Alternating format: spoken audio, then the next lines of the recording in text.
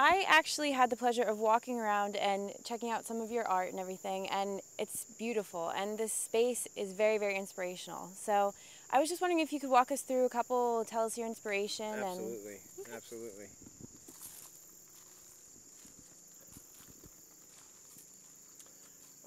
This first piece is called Silhouettes. Um, it's inspired by a lot of native stuff. Every caption here is was just um, while I was creating this piece, everything kind of came off the cuff and came to me. And it took many turns. This piece took a lot of different turns before it ended up like this. So this particular piece is an inspiration from working on Melrose in Hollywood with the different artists in LA that do building paintings and silhouette paintings. While I was on Melrose, I worked at a newsstand on Melrose and Martel. I was fortunate enough to meet artists like Andy Warhol while he was still alive, and different actors and musicians. I met Madonna on Melrose and Martel, and had the pleasure of being in her video called Open Your Heart. I worked with Jean-Baptiste Mondino, the director, and you might want to check that out. That's an MTV video. It's called Open Your Heart with Madonna. That was a magic moment, meeting her. And of course, meeting Andy Warhol also was very inspirational to me. The ducks are trying to steal your thunder. Yeah, that's the beautiful geese here in Finland. Well, no, you've had a very interesting past. I know you had mentioned that actually all of your art is done in a time span of 90 days. Yes, I got clean and sober 10 months ago. Congratulations. Thank you very much. And everything here poured out of me in 90 days. And I've always been an artist, but I never really the painting side of me at the age of 49 years old has blossomed out of nowhere from being clean and sober and praying. I pray with the Cherokee Indians. So a very spiritual awakening has led me to all the art you're going to see here today. And I give all the thanks to Grandfather and the native way. Thank you. Well, was there one particular piece that started everything, or? Well, this piece here actually started everything. This Silhouettes piece was my first canvas. My first big canvas was this silhouette piece. Mm-hmm. And the next piece after that is the painting I call Ants. And it speaks for itself, but my inspiration for this... I was going to say, why would you think it was ants? But well, the inspiration for this was kind of a population explosion that we deal with every day in life.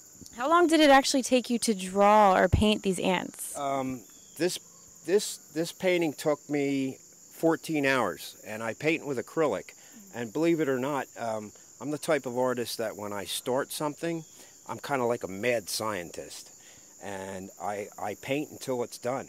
So I painted 14 hours straight through on this ant painting, and there's almost over 800 ants on that painting. Wow. I didn't count them, but there's a lot of ants. And they kind of speak for themselves.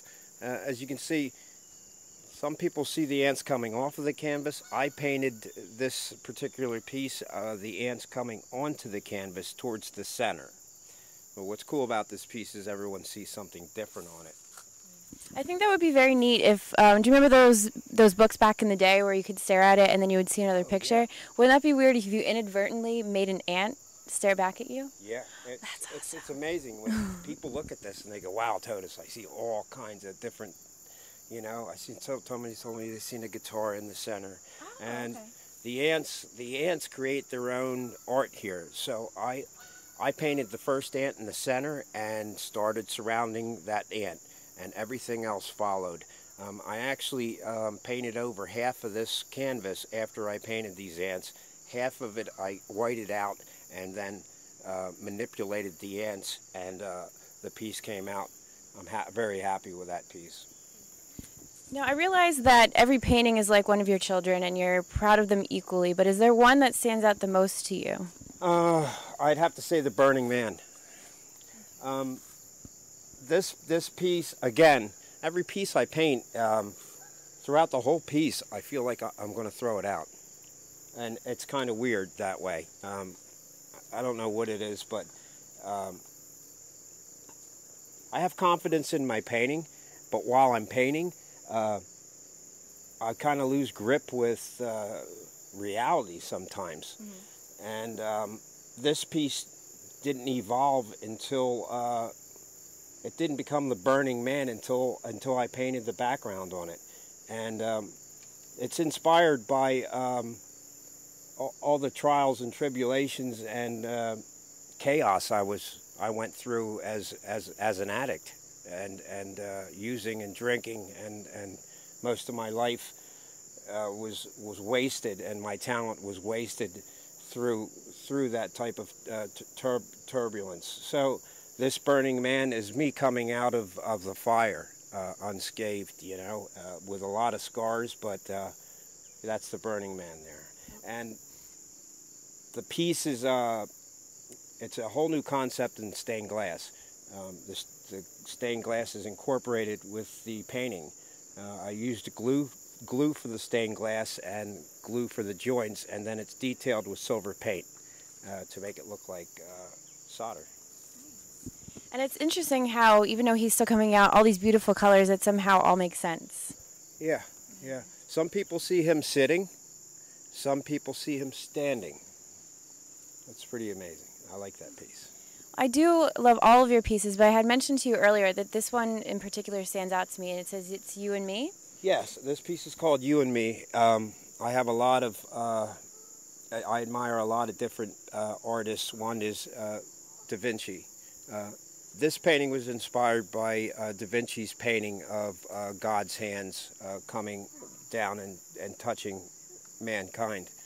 The difference between that Da Vinci's piece and this piece I call You and Me is, as you see, the hands are coming up from the bottom. So they're two human beings meeting each other in the middle, and I actually painted this piece for my fiancée, Karen.